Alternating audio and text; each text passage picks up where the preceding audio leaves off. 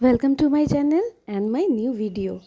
আজকে নিয়ে এসেছি রুক্ষ কালো কড়া পড়ে যাওয়া হাতকে কী করে নরম মোলায়েম সুন্দর করে নেবেন, দেখতে ভালো লাগবে। ড্রাই এই যে এরকম রাফ হয়ে যায়, এই যে ঘা হয়ে যায়, এই সবগুলোর থেকে বেঁচে যাওয়ার জন্যে হাতকে কী করে কিওর করবেন খুব ইজি ওয়েতে এটা করতে হবে। এটা একদিনে তো হবে না, আপনাদের টানা করে যেতে হবে। সপ্তাহে 2 থেকে 3 বার, যাদের খুবই খারাপ অবস্থা সপ্তাহে 2 থেকে 3 বার যদি করতে পারেন, এইরকম নরম সুন্দর পরিষ্কার হাত হয়ে যাবে।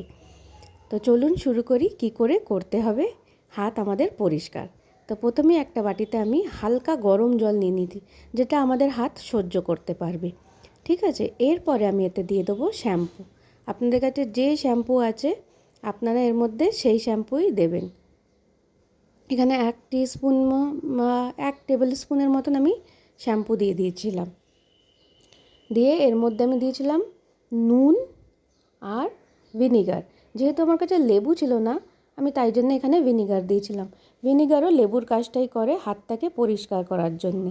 এখানে আমি এবারে দিয়ে দিচ্ছি ভিনিগার, 1 টেবিল স্পুন ভিনিগার।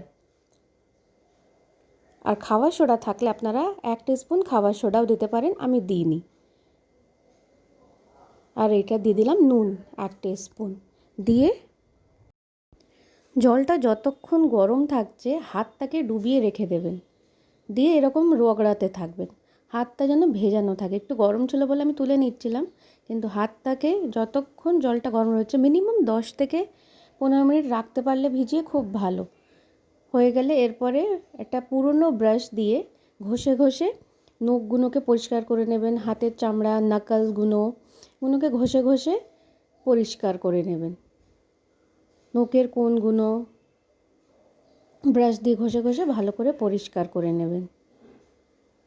এতে হাতটা সফট হবে, নোংরাগুলো চলে যাবে, ডেড স্কিন সেলগুলো ঢিলে হয়ে যাবে, যাতে আমাদের তুলতে সুবিধে হয়। এরকম ঘষে ঘষে হাতটাকে পরিষ্কার করে নেবেন। ট্যানিংটাকেও দূর করবে এটা। রান্না করতে করতে আমাদের মেয়েদের হাতে কিন্তু ট্যান পড়ে যায়, সেটা আমরা বুঝতে পারি না। তো এই ট্যানটাকে দূর করতেও এই যে আজকে ট্রিটমেন্টটা করছে এটা খুব কার্যকারী। এটা সপ্তাহে অবশ্যই, যাদের প্রচণ্ড খারাপ হাত, 2 থেকে 3 বার করবেন।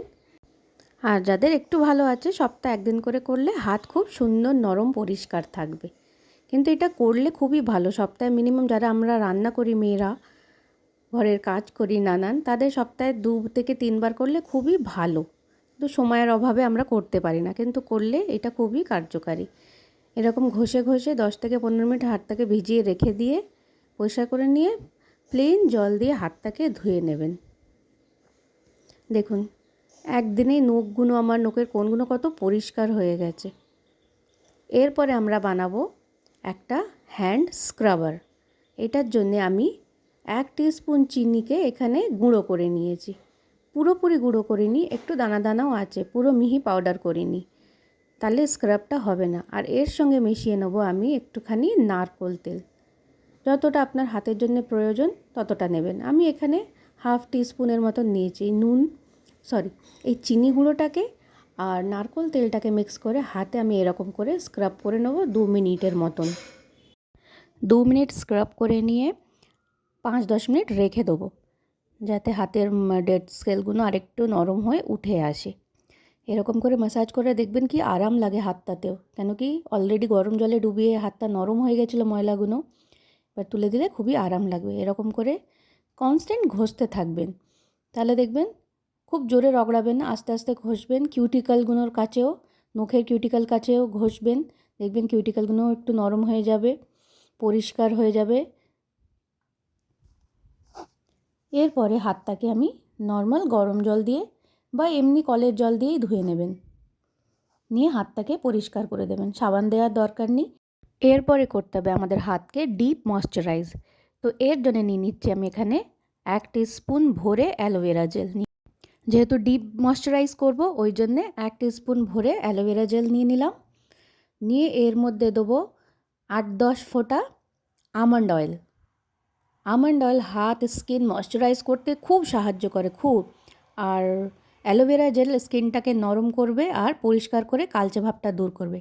আর নিয়ে নেবো যে কোনো ফেয়ারনেস ক্রিম যেটা আপনার কাছে আছে, সেইটা হাফ টিস্পুনের মতন এখানে নিয়ে নিয়েছি। আমি এখানে ফেয়ার অ্যান্ড লাভলি নিয়েছি, আপনাদের কাছে যে ক্রিম থাকে আপনারা সেইটা নেবেন।